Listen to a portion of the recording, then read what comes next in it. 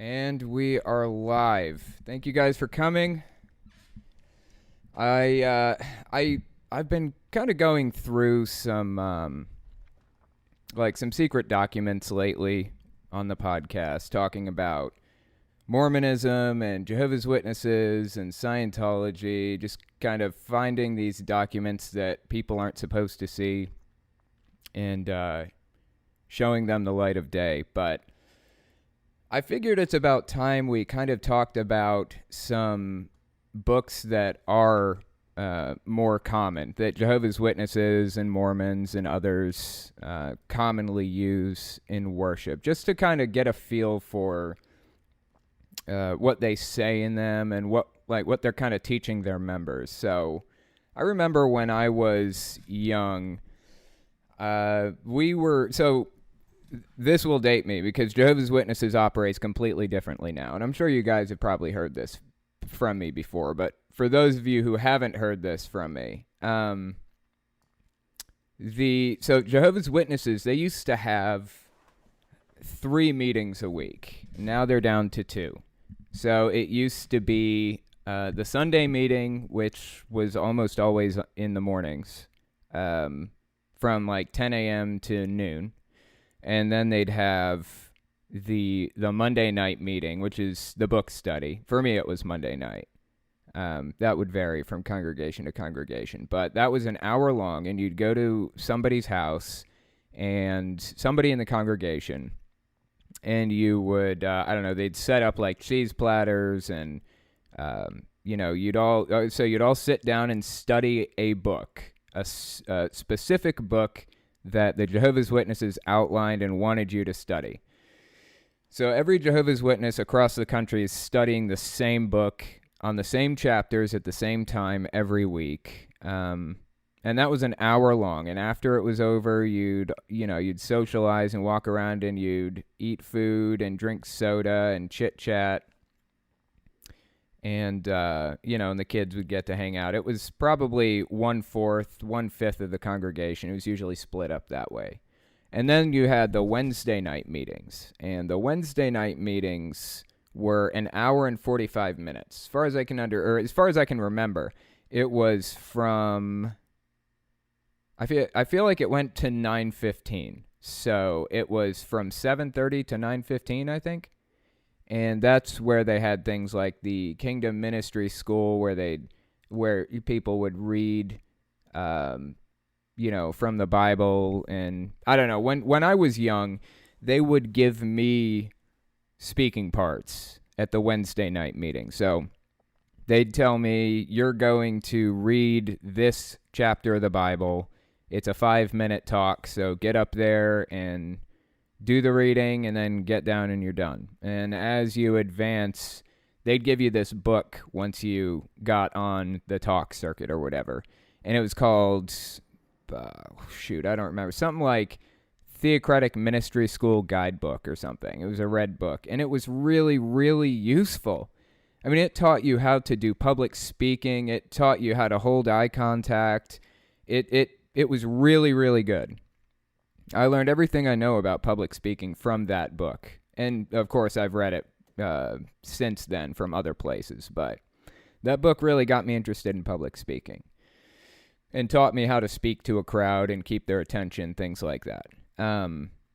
So, anyways, as I was saying, so the Monday night meetings, they have been cut. They've just eliminated those. They kind of combined it with Wednesday night, from my understanding, and it's just called the midweek meeting now. And of course, not all meetings are on, at 10 a.m. to noon on Sundays anymore, because now you've got congregations sharing kingdom halls. So you've got to have one at 10 a.m., one at 2 p.m., and then one at 5 p.m. or something on Sunday, right? Because you got 3 or 4 3 or 4 congregations sharing the same kingdom hall. So, anyway, back to the point. When I was younger, I think I was probably 5 or 6, they were studying the Revelation book. And that book is where they made a lot of claims about the United Nations being the great beast from Revelation. and all kinds of really, really crazy stuff. It is such a crazy book. Actually, let me go grab it. I have it right on my shelf. One second.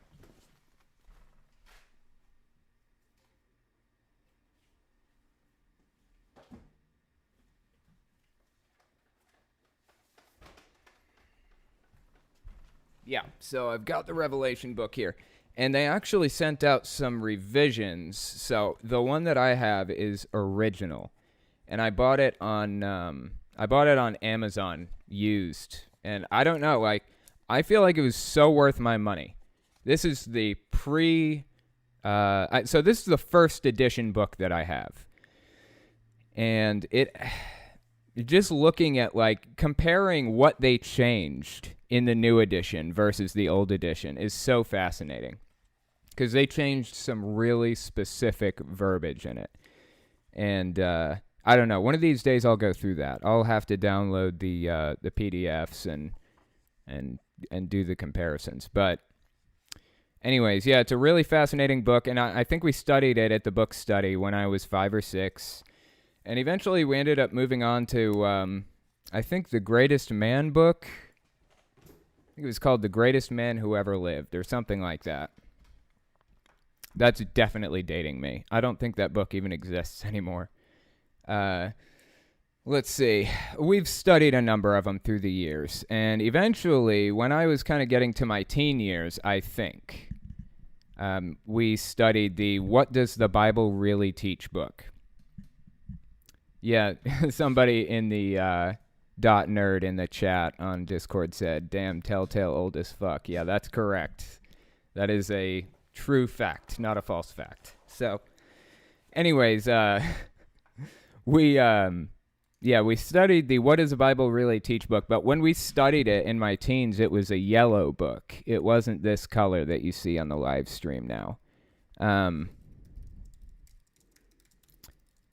For those of you watching the live stream, let's just take a quick look. Yeah, so this is the one that we studied when I was a teenager. It's this big yellow one here.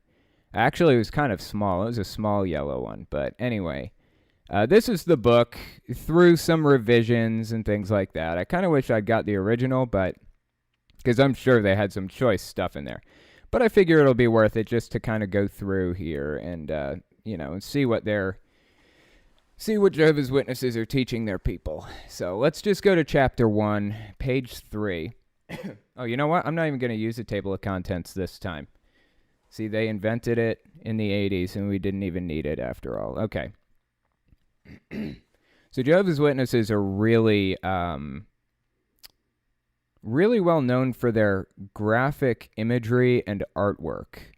I mean, somebody put this stuff together. And look, this is art. I mean, this isn't photographs. This is actual, like, painting kind of, or digital or something.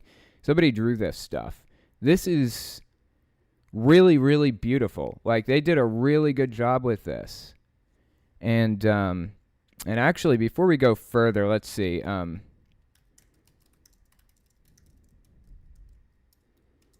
Let me just, excuse me. Let me just pull up a Revelation book in Google Images, because they had some really, really amazing artwork in this book. This is a book I was just talking about a second ago, the Revelation book. And it's, I don't know, the artwork is just so beautiful. It's kind of a shame they were completely batshit crazy and making insane claims. But really, it's so nice. I mean, they did such a good job on some of this artwork. Look at it. Look, this is the harlot riding the wild beast with 7 heads and 10 horns. I mean, they just did a really good job with this artwork, and I'm genuinely impressed by that. But anyway, back to the, I keep getting sidetracked here. Okay, let's close that, go back to the Bible Teach book. So, this is all artwork, but let's see what it says here. Read any, so is this what God purposed? Read any newspaper, look at television, or listen to the radio. There are so many stories of crime, war, and terrorism. Think about your own troubles. Perhaps illness or the death of a loved one is causing you great distress. You may feel like the good man Job, who said that he was filled with dishonor and affliction. Job 10:15. Ask yourself, is this what God purposed for me and for the rest of mankind? Where can I find help to cope with my problems? Is there any hope that we will ever see peace on earth? The Bible provides satisfying answers to these questions. So this is kind of a common theme with Jehovah's Witnesses. They will just at the beginning of a chapter or even a paragraph or a subheading or a book, they will list these questions that they want you to find the answers to in this book. So just if we skip down for a second here a little bit, you'll notice that in this book it's just kind of standard format where you've got chapter 1, and then you've got these paragraphs, and they're numbered. Paragraph 1, paragraph 2, paragraph 3. And at the bottom of each page, you've got questions that go with each, right? So Jehovah's Witnesses are expected to answer these questions, or at least they were when I was going, when the book study was going on, before they discontinued that. You'd raise your hand, wait to be called on, and then you would pretty much just read the answer to that question straight from the book. I mean, you could add your own little flair to it, but you were expected to just repeat back to them what they told you just now, kind of thing, So anyways, honestly, I would really like to do a little more research on why they discontinued book studies, just as a quick side note, because that was kind of their sleeper cell arrangement. When the world just went to shit, that's whose house you went to, was your book study conductor's house. When Armageddon took place, when the Great Tribulation started, you were supposed to show up at the book study conductor's house. He was like the leader of your cell, of your sleeper cell. So, yeah, I don't know why they discontinued it. I'd be interested in finding that out. But anyways, back to what we were doing.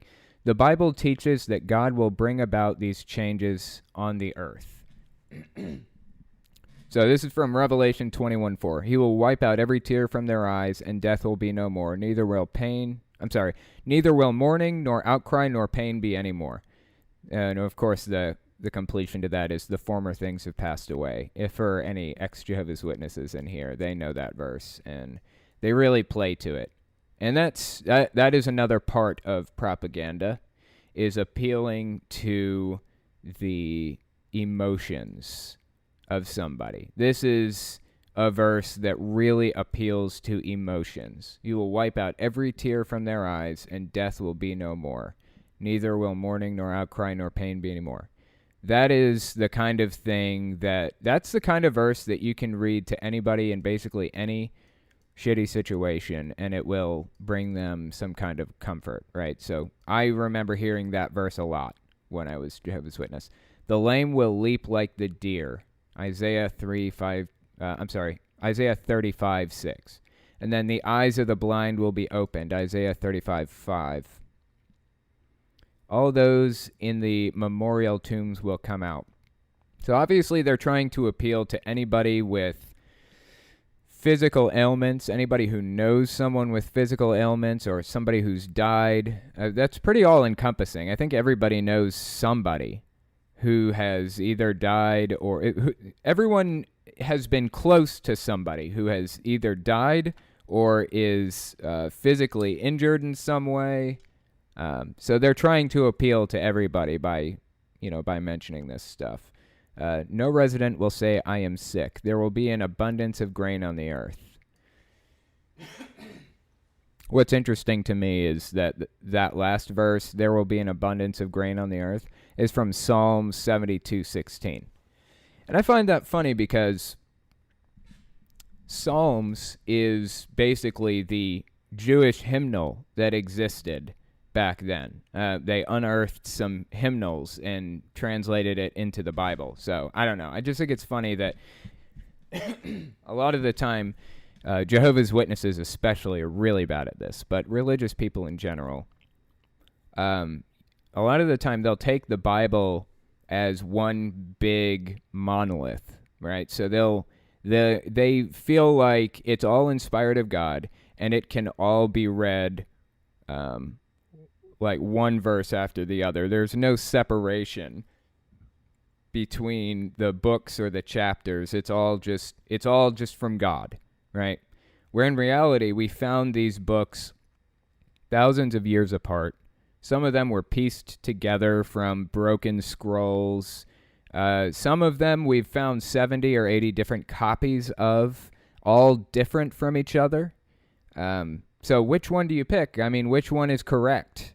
You know, is it the earliest one? Is it the oldest one that we have? Or it's hard to tell, because we know for a fact that some of the earliest writings that we have are actually incorrect.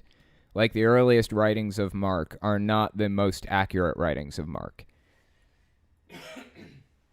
We know that, for example, because when you are transcribing something from, so long ago, say 2,000 years ago, which actually the Bible isn't even old. I mean, the Gospels aren't even that old, but we'll just go with 2,000 years ago. When monks were kind of transcribing it, because of course they didn't have typewriters, they didn't have anything like that. They had to copy it by hand. So when they were doing that, there were different types of errors that they would make, right? So one type of error that they'd make is, instead of turning a page, they would accidentally grab 2 pages and turn both pages at the same time. Another type of error that we have found is they would be reading and copying it down, and their eyes would jump from one line down 2. So they would skip a line when they were transcribing. And what you get is something that's a little bit nonsensical, but in some cases, it makes perfect sense if you read it that way. You just cut an entire line out of the Bible, right? And we have, so the earliest manuscripts that we have of the book of Mark, which is the first gospel that was written, we find a lot of errors like that in there. Like when they were copying it over, they made a lot of just type errors like that. And so, yeah, we know for a fact that the earliest writings are not the most accurate or best writings. But which ones do we pick? Which ones are correct? It's hard to tell, really. So anyway, the point here is you have to take things in their context. You have to understand what's being written, what the purpose was of having that thing and writing that thing in the first place. You can't just take a verse from Numbers and mash it in with a verse from Revelation and then another from Daniel and end up with something that you think is correct, because they were written at completely different times for totally different cultures, different people, different purposes, different everything. So anyway, that's at least part of the reason why the 1914 teaching of Jehovah's Witnesses completely falls on its face, because they do that a lot. They borrow verses from all types of different parts of the Bible and mash them together. Anyway. Excuse me. Okay, so this is page 6 of the book. Benefit from what the Bible teaches. Do not quickly dismiss what is presented on the preceding pages as mere wishful thinking. God has promised to bring these things about, and the Bible explains how he will do so. But the Bible does more than that. It provides the key to your enjoying a truly satisfying life even now. Think for a moment about your own anxieties and troubles. They may include money matters, family problems, loss of health, or the death of a loved one. Now, anybody reading this is going to just look at that and say, hey, that describes me. Because just about everybody has one of these few things: anxieties over something, right?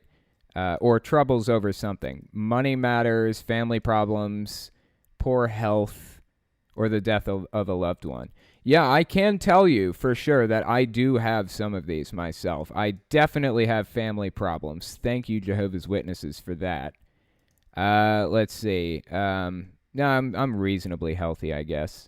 And I'm actually lucky enough that I've never had to deal with the death of somebody who I was close to yet. It's inevitable, but I've been lucky in that so far. So continuing on. The Bible can help you to deal with with problems today, and it can provide relief by answering such questions as these.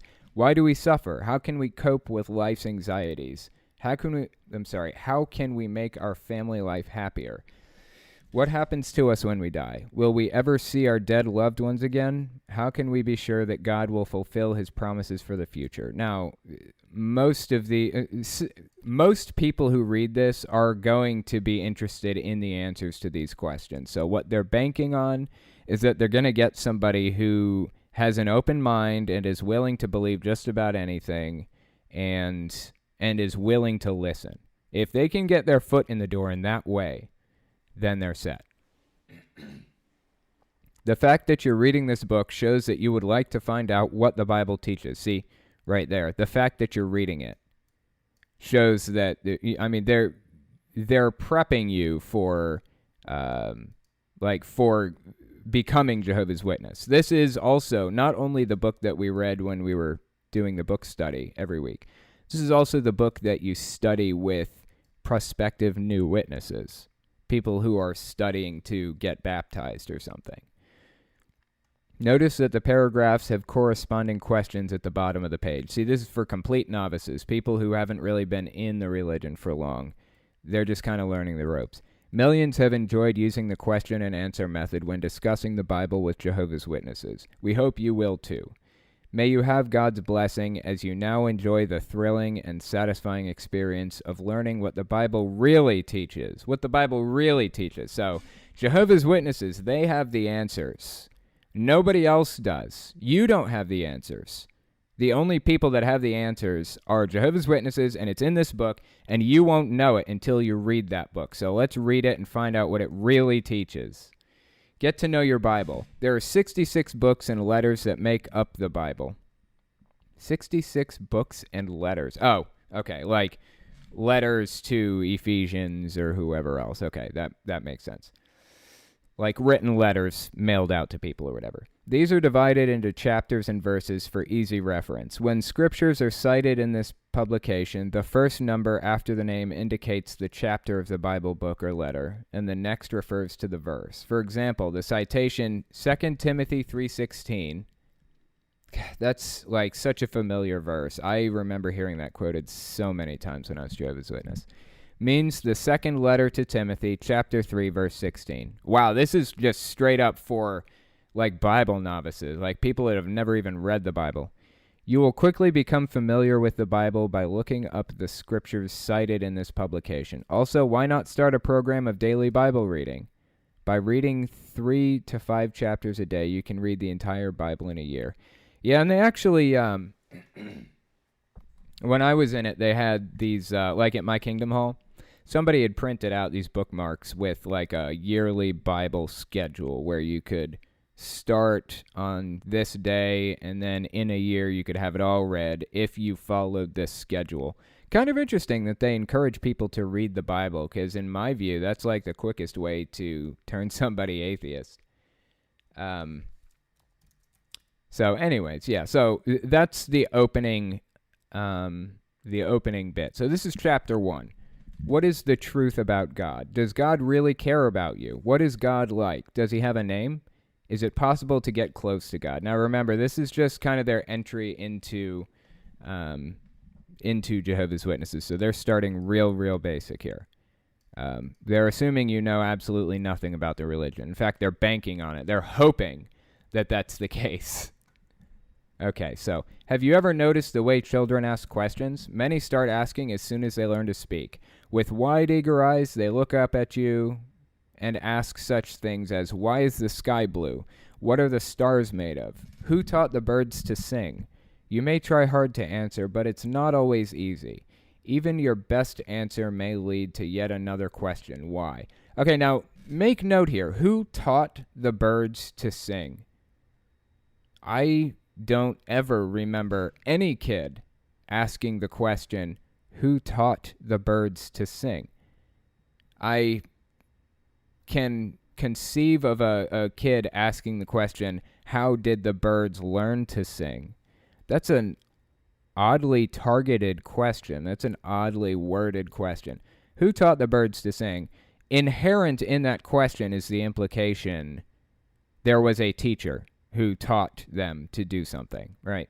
There was somebody before them who gave them that ability. So,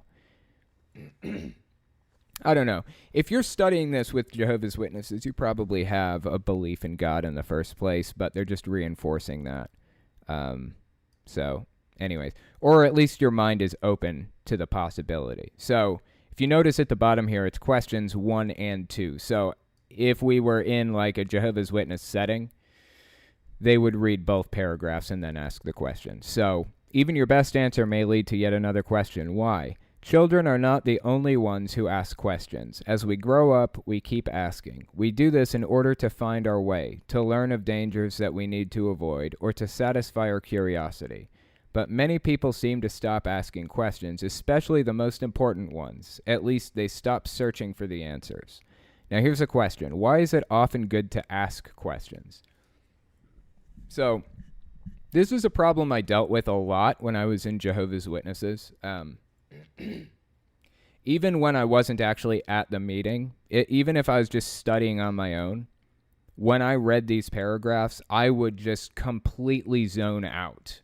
Like, I would have to read the paragraphs multiple times to absorb the information because it's so dry and boring to me after studying how many magazines, how many books over how many years. I mean, I was in it until I was 18, and I was really active until I was about 17, so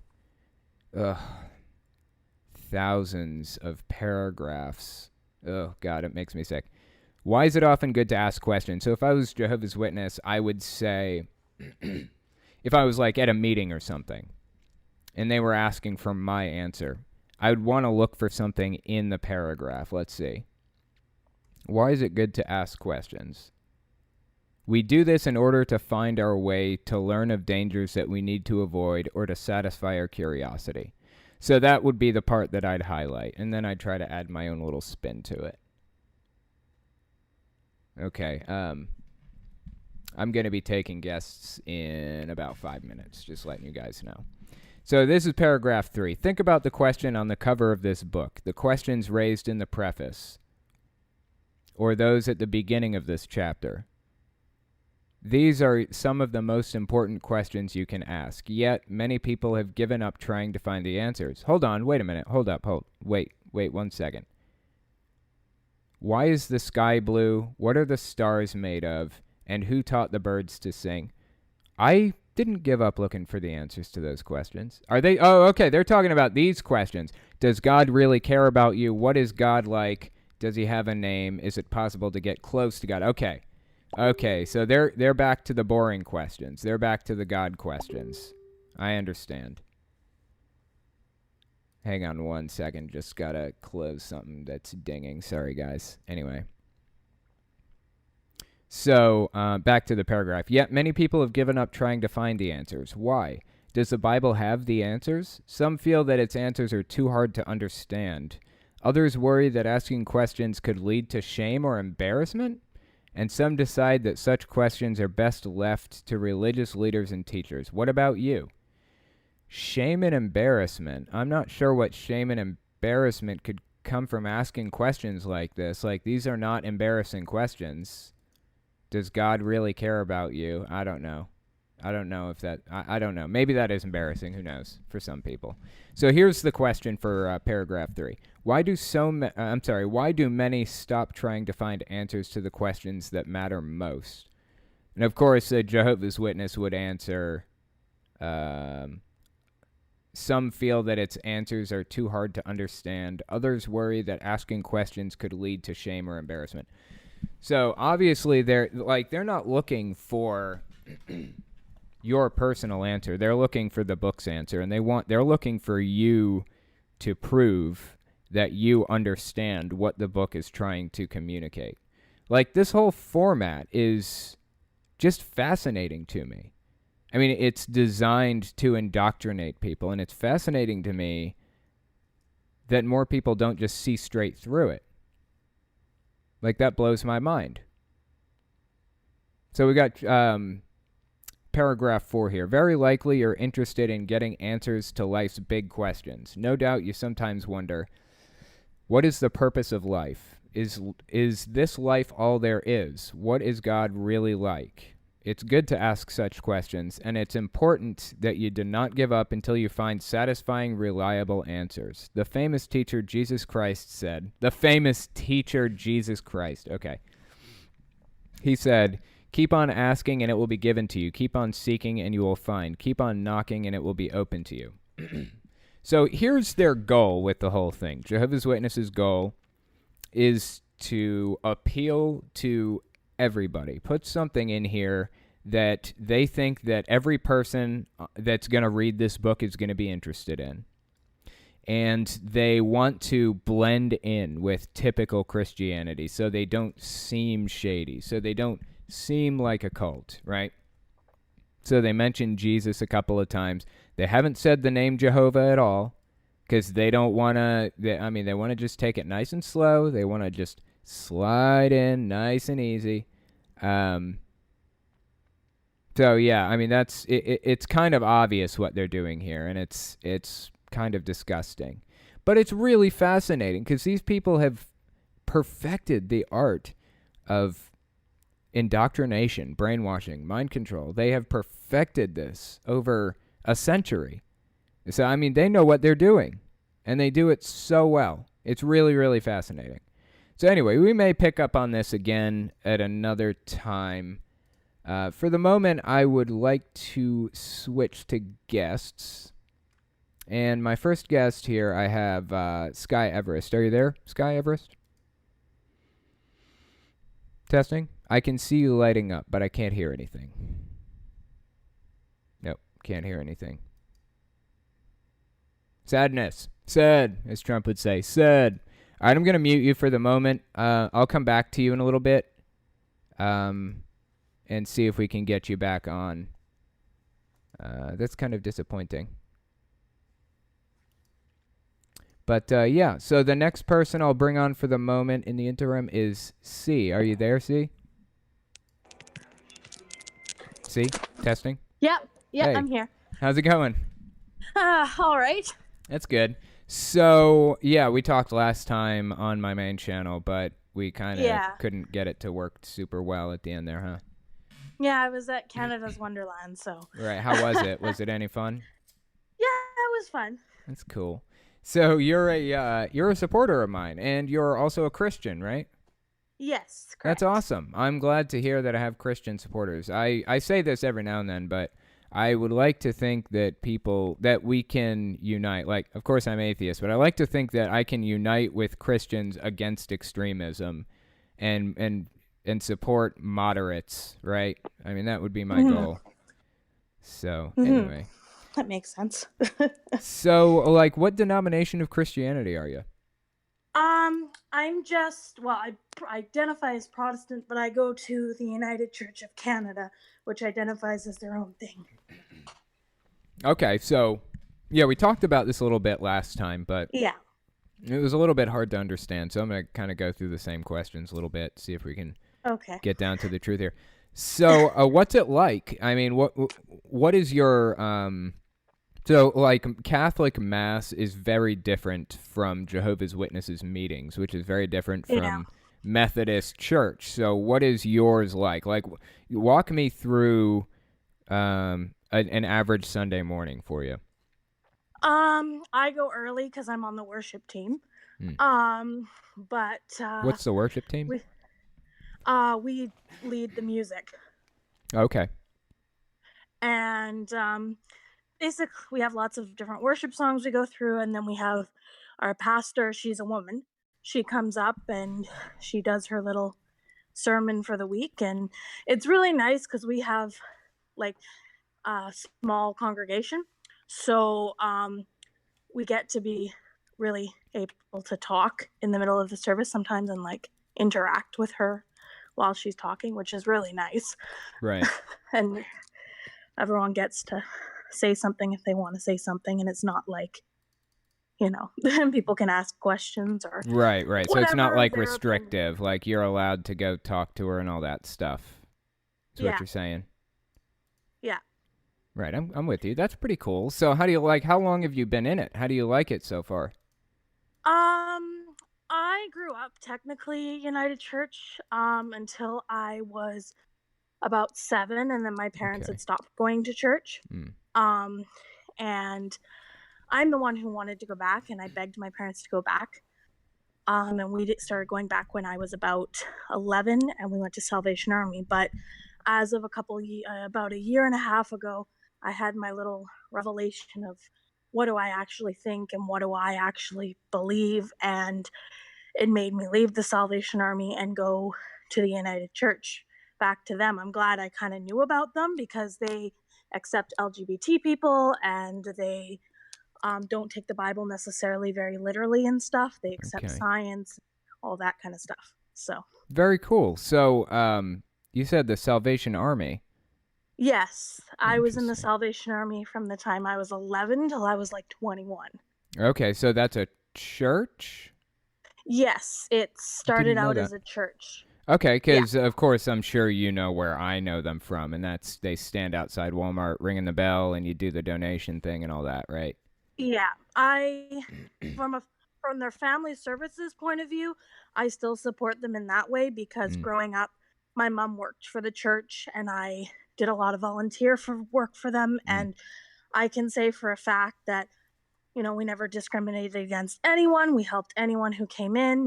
They have their bread they give out, and then they have mm. hampers at Christmas time and all that kind of stuff. But when it comes to the church portion of it, they're still kind of living in the past and they don't Right. want to come forward with, realizing, So they're people kind are of like not. they're kind of traditionalists or whatever. They're not big fans of like the LGBT community and that kind Yeah, of thing. exactly. Okay, I've got Exactly. you. Yeah, I've They're not. actually on a as a side note there, I'm probably gonna get so much shit for saying this, but when um when Alpha Force Zero was younger, we'd always see like the Salvation Army people outside Walmart, of course. And every Ringing the time bells. I'd walk by them with her, I would growl at them just as a joke. They probably had no idea I was even doing it, probably couldn't even hear Yeah. me. And she would just laugh so hard when I did that. And I'd be like, I'd just walk up to them and be like, okay, growl with me as we walk by. I don't know. I just thought it was funny. They probably I used walked to out do of the the kettle. exchange completely confused at worst, but. Yeah. I used to do the kettles, and I did it as a job quite a few years, and So oh how do my you feel about goodness, them it is a lot. now? Well, like I said, I support the family services portion because they do Yeah, help a lot of people, and especially in Canada, they are second next to the government for helping people. So really. in that aspect, I will 100% support them because it's like 90 some odd percent of their funds actually go back into their programs that help people. Mm.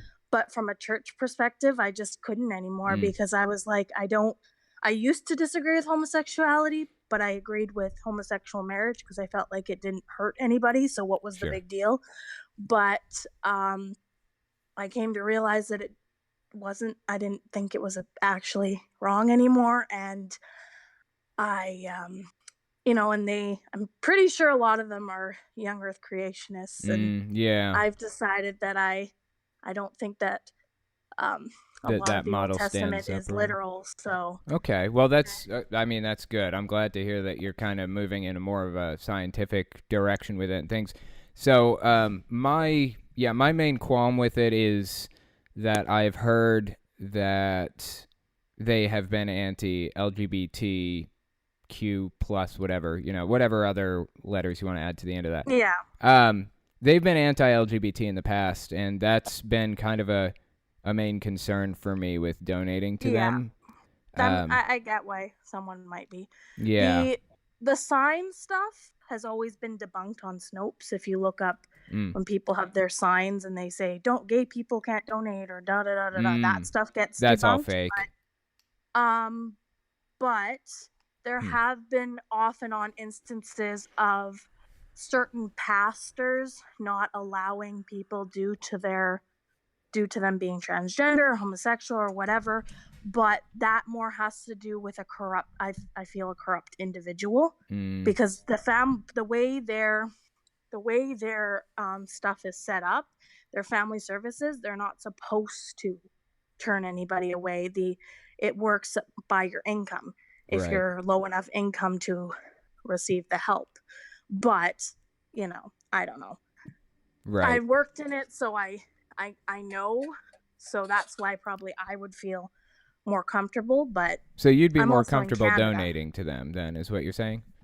Yeah, but I'm also in Canada, so Canada might be slightly different than the US. Right. Yeah, I do wonder like what the differences are between the U.S. Branches or the U.S. headquarters or whatever and the Canadian one, because I don't know, that'd be kind of interesting to study. But yeah, generally, I will not donate anything monetary to a church. However, I have been known to donate my time to a church, to Mhm. Alpha Force Zero's church. I'll go there and help her grandma cook for the church or whatever. But yeah, I don't think I would give money. I'd just give time, and maybe I'd give Mhm. like toys for Christmas or something. That'd probably be Yeah, okay. well, yeah, my old church used to do a Santa's breakfast every year, and people would donate toys for that. Right. See, that would be okay. Just I think my main concern would be knowing where my money is going and ensuring it's going to the right place. So if I can see that that it's makes going to the sense. right place, then I'd probably be okay with it. Yeah, I can understand the iffiness there. Yeah. I guess because with me, I worked with them for so many years. I know for a fact that that's where majority of the money goes. It's Right. their programs that go back to help people. So, So it makes you you a know, lot more comfortable with it. exactly. Right. That makes sense. Well, I appreciate you coming on and talking to me, and I'm sure we'll talk in the supporters chat pretty soon, though. Okay. Yeah, Okay. sure Bye. thing. Yeah, that's really interesting. Like I said, I'm not really sure how I feel personally about donating to any church entity, and I've heard bad things about Salvation Army. They may be incorrect. Maybe I'll just go through the Salvation Army's thing in a video one of these days and just give an honest analysis. But anyways, yeah, that's really interesting. Um, Before I continue, let me just close some things here because some stuff keeps dinging, and I think you guys can hear it in the background. So let me just close that. Now the We next, can't. no, well, you can't, but the live stream might be able to because it's streaming straight to YouTube. Oops, ignore that. Anyway, okay, so the next person on the list was going to be Squinny, but actually I wanted to come back to Sky Everest if she's here, see if we can get her back on. Are you there, Sky Everest? Can you hear me? Can you hear me? Test? Test? Can you hear me? I can. You're pretty quiet, but I can amplify it a little bit. I So, might be able to turn up my mic. so what do you identify as? I've been calling you female. Are you male? I am trans, so I'm male to female. Oh, okay. That's cool. Well, welcome to the Discord. So, you and I talked the other day because you put an error correction in there where you were talking about Jehovah's Witnesses and what they believe about the order of creation, right? Yeah.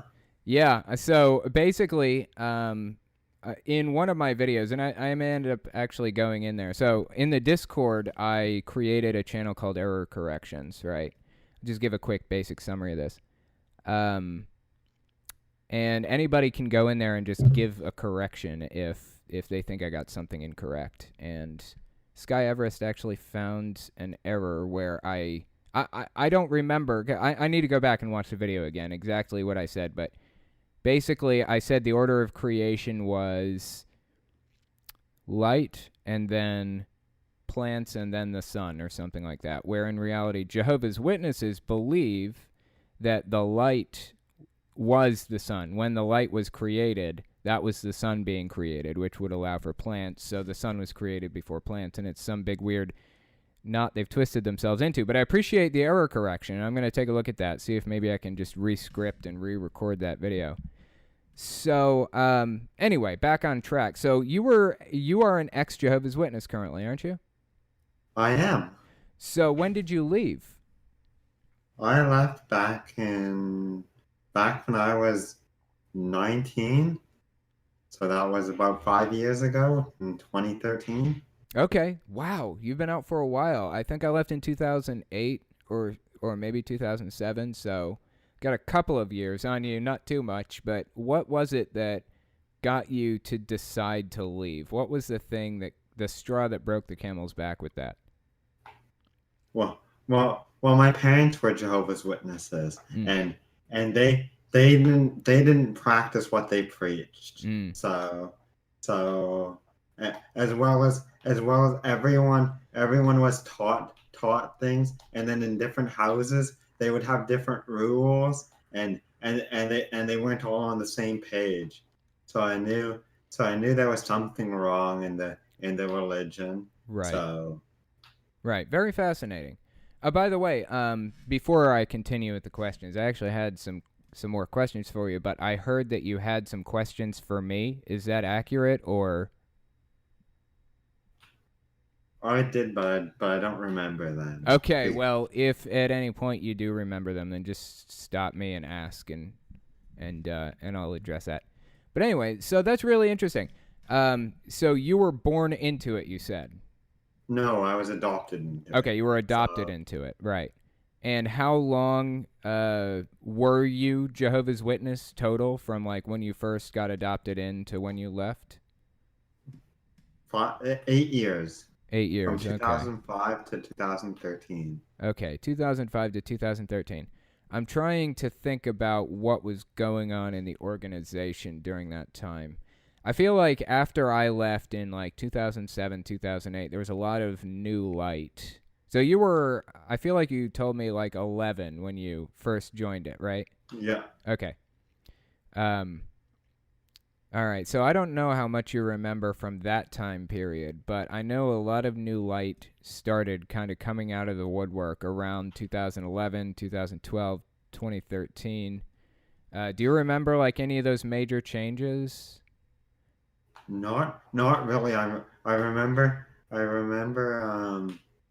to 2000 and whatever it was, Mm.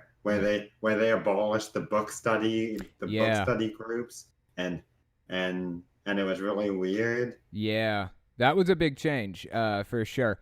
That was actually right after I had left, but I remember hearing about it because my mom still kind of talked to me. Well, she didn't really talk to me. She talked to my family and me a little bit, so that she could talk to my daughter. Of course, she wanted to get to my daughter. But yeah, I remember hearing about it through that, and that was a really weird change. I'm still kind of surprised they ended up doing that because it feels like that was like their sleeper cell, really. I mean, that was their way of keeping in contact with each other when Armageddon went down or the Great Tribulation or whatever. So that kind of blows my mind. But anyways, yeah. So did you end up getting baptized or no? I didn't.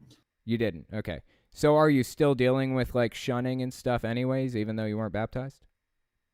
Yeah, well, I told my parents I was trans, Mm. and then Yeah. I told them that I wanted surgery eventually Mm. to change myself fully, and my dad told me that he didn't want to talk to me again, and then my mom told me that she didn't want to talk to me either, and my dad told me that he felt sick talking to me, and That's so sad. I'm so sorry that you have to go through all that. That's really shitty.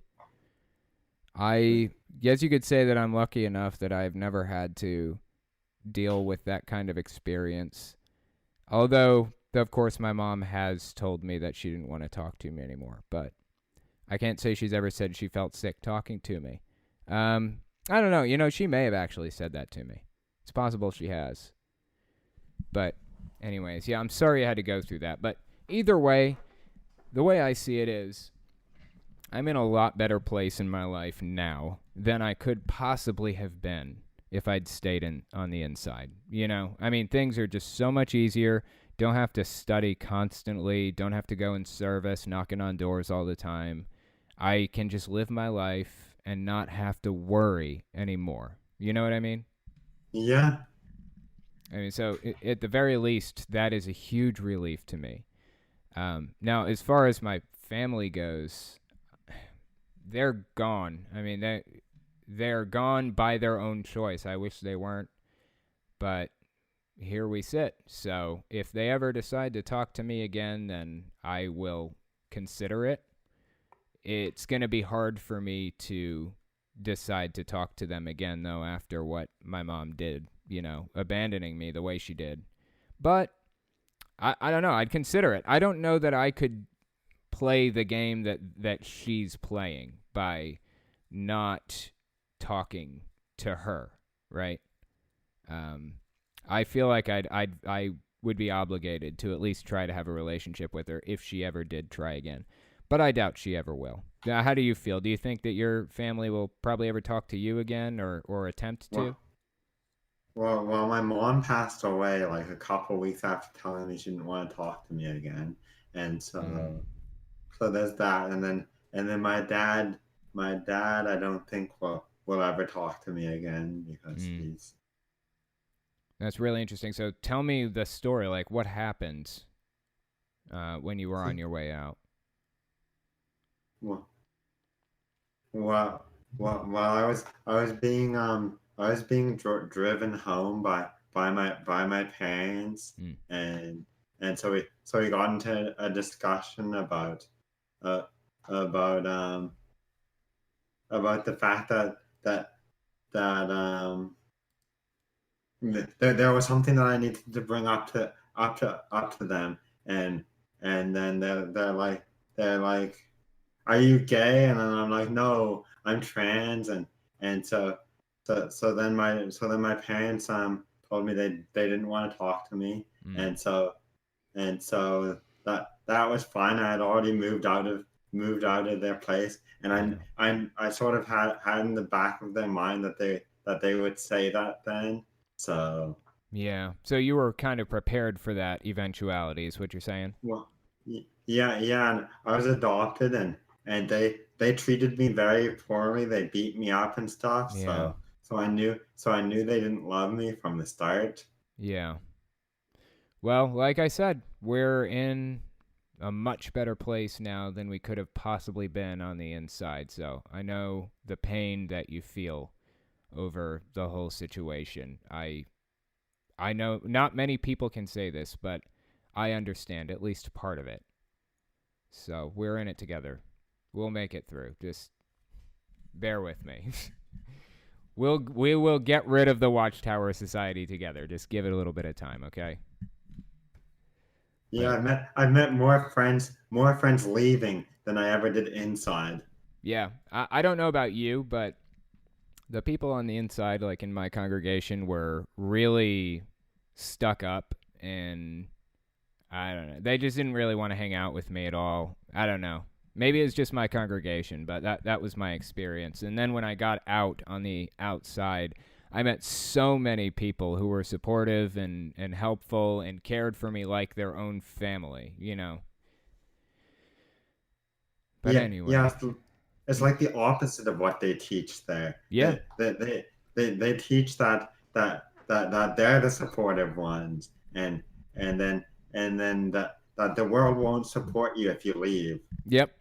That's true. It's like that. They say the world is just this dirty, disgusting, evil, sick place, and you're doomed if you're out there on your own. It's all part of the brainwashing. It's all part of the scam to keep you on the inside. But I appreciate you coming on and talking to me, and maybe we'll talk again sometime. I know it was a little bit short, but I'm running a little low on time, so I'm gonna have to let you go. But we'll talk a little bit later on. Okay? Okay. Take care. All right. Thanks for coming on. Yeah. So many sad stories. So many sad stories. I can't stand it. So, anyway. Okay, the next person in line, I've been trying my damnedest to get her on for like ever. Now, let's see if this is the time. Squinty, are you there? Can you hear me, Squinty? Yes, I am. Yes, I Oh, am. I have my bedroom door closed. Everything is fine, and I'm so excited to finally be able to talk. I'm awesome. very much looking forward to it. Awesome. Am Okay. I loud enough? Speaking of which, am I loud enough? Yeah, you're good. I'll Okay. amplify a little bit on this end too. So you're All right. absolutely Thank you. perfect. So Thank tell you. me your story. Like, what religion did you come from? Are you still religious or?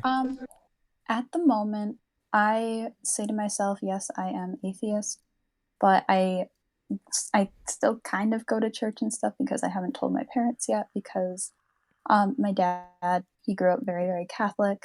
My mom was Lutheran originally, and then she converted after she met my dad and stuff. So they converted to So, Catholicism, you said. well, my mom did, Right. yes. Got you. Okay.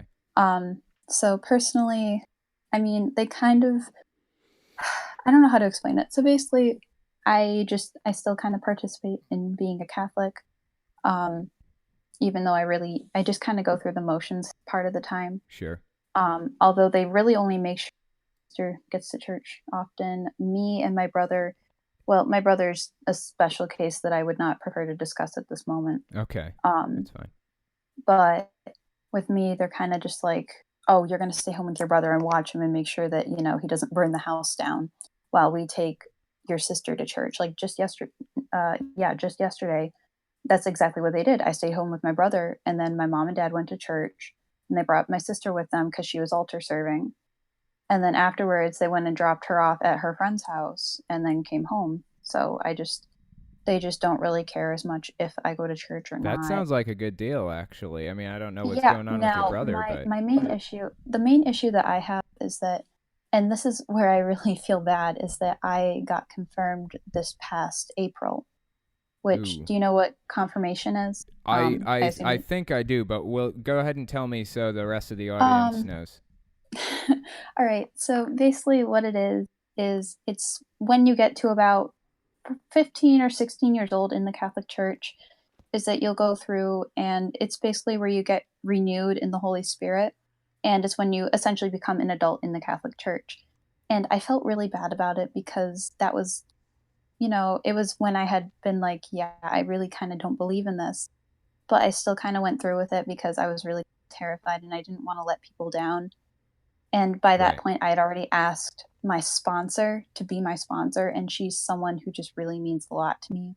And I didn't want to let her down. So I kind of just went through with it.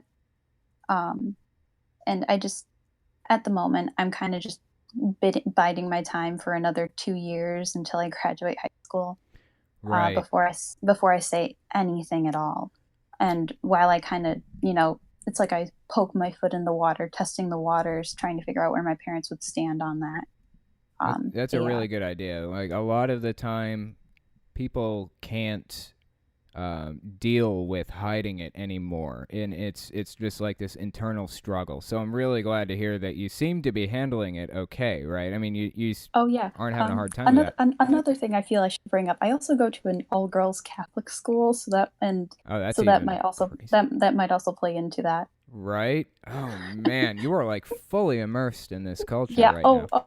Also, I think I might have brought this up when I talked to you after the stream a few weeks ago. Hmm. I went to a 2-week leader in training session at a Catholic camp. Right. What was Which that actually like? that was actually I actually quite enjoyed it a lot. They don't really shove it down your throat a lot. Mm. And 3 times a week you have either mass, like full on mass with like a priest and everything, or you have a thing called God time where it's kind of like mass but like with a lot of music, and there's no Eucharistic liturgy. There's no receiving the body or blood of Christ. You So just like do a no lot of singing. communion. Yeah, no communion, and you just sing a lot of songs instead. And honestly, that's actually kind of because like um even like when you just do the responses for mass, like for example, and with your spirit, or like we lift them up to the Lord, stuff like that, like they make it fun. Right. So like, and they're like, actually one of my counselors is actually looking into Wicca. She's like, yeah, I'm not Oh wow. Catholic, but I can't she's like, I can't promote, paganism at camp, but she was super chill Wow, about man. it. That's interesting. So they kind of have a Yeah, little bit of a wide variety of people there then.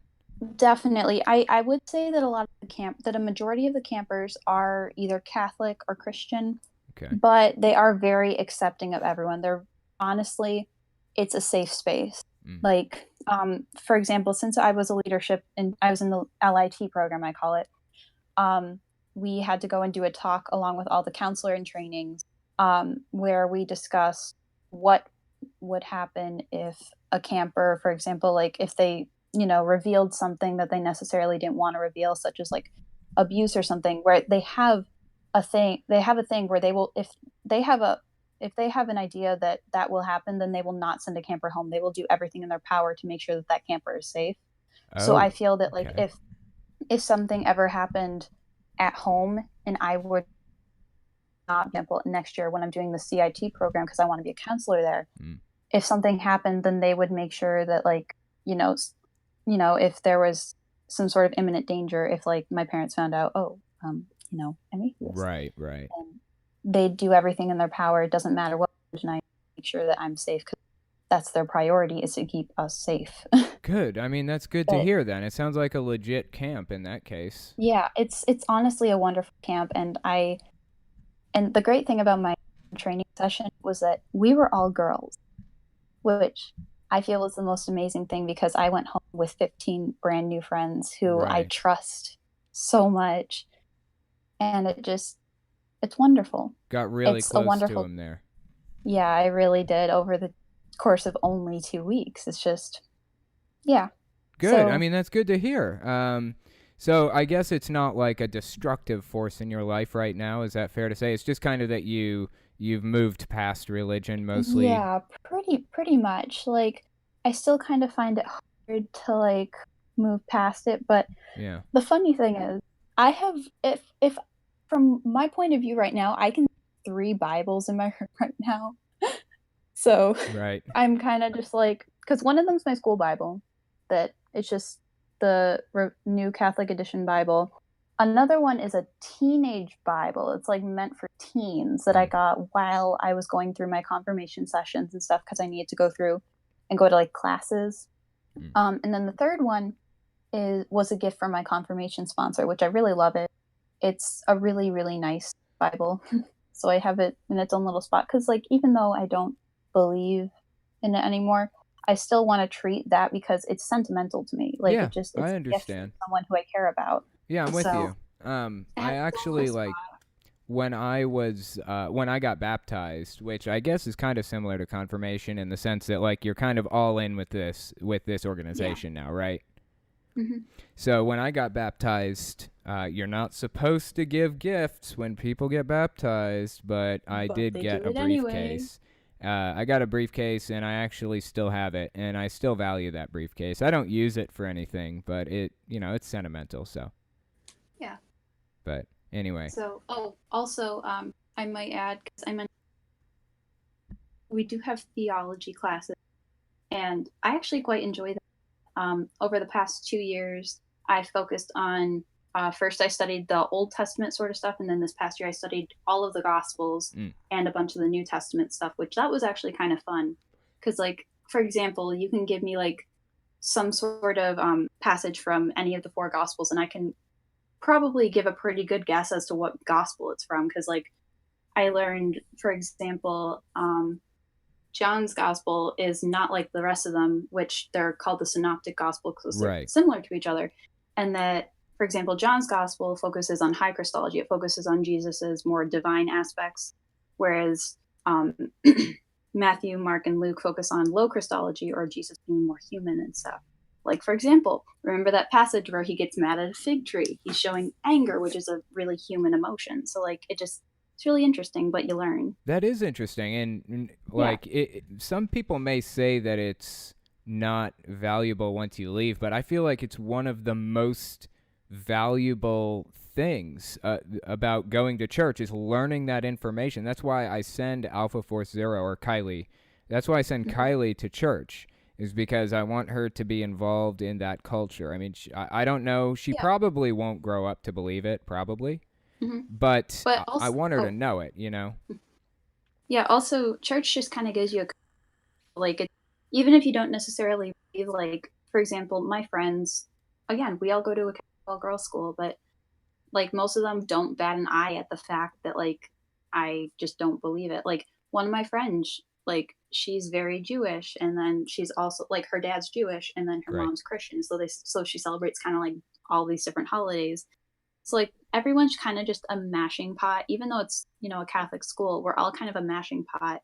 And Right. one of the most interesting things I think my mom told me was that my school is actually the top private school for Muslim families, which I found was Really? interesting. That is Yeah. interesting. Yeah, I actually have probably 2 or 3 like really good friends of mine who are Muslim, and I think it's such a cool thing that we are like, because before I went to that school, I did not even know that other religions existed, and that was probably Right. like 5th or 6th grade. And then once I started going there in 7th and 8th grade, I like my eyes were just opened, and I'm like, there's this whole other world out there. There's like all of this amazing stuff, and I'm like, why was this hidden from me? It just, you know, it Right. kind of made me start questioning things. And then it was about, I'd say, a year ago that I started to be like, I don't believe this. That's So yeah. really interesting. Well, I'm glad to hear that you found your way out of religion, and I'm Well, glad not that quite it's yet. not Not an oppressive yet. force for you either, right? Yeah. Yeah, it's not oppressive, but like, for example, at dinner the other night, my dad was like, "Did you guys go to church today?" And because like he always goes on Saturdays. Right. So if we don't go with him, then it's up to my mom to like get us there. Mm. So like he's like, "Aren't you guys Christian?" And I'm just like in my head, I'm like, "No, Dad, I'm not." Right. So I'm just like, you know, kind of having to deal with it, but it's not the worst thing in the world. I Right. just, because my dad, again, he's very, very conservative and stuff. My mom's kind of in the middle. I'm very liberal. So it's kind of like the different ends of the political spectrum. Yeah. So it's kind of like I can talk to my mom about, for example, LGBT stuff, but I cannot talk to my dad about that at all. Like if I brought it up, I'd probably get kicked out of the house. Oof, that's So, too bad. But at least you found a balance. I mean, that's a plus, right? mhm. So. Yeah. But anyway, yeah, I appreciate you coming on and talking to me. Finally got it to work. Yes, I finally am It's able been to really wear interesting. clothes. But Yeah. yeah, we'll talk to you again sometime, okay? Yes, I would love. I would enjoy it so much. I had so much fun talking Yeah, today. me too. All right, bye. All right, bye. Yeah, that's really interesting. A lot of the time, religion is an oppressive force. As we heard with Sky Everest, it was damaging. It's harmful, outright harmful in her life. And it's harmful. It has been harmful in my life. But honestly, at this point in my life, it's worked to my advantage. All of the knowledge that I've gained, all of the experience from religion has all worked to my advantage, so that I can help others who are dealing with this oppressiveness or this pain or torment. So I would not give it up for anything. I would take it all, the good and the bad. I'm glad I was Jehovah's Witness. I'm glad I went through all of it, because it means others may not have to as a result. So anyway, that's all I have for you guys. I appreciate you coming. This is the end of the stream, so I will see you guys next week.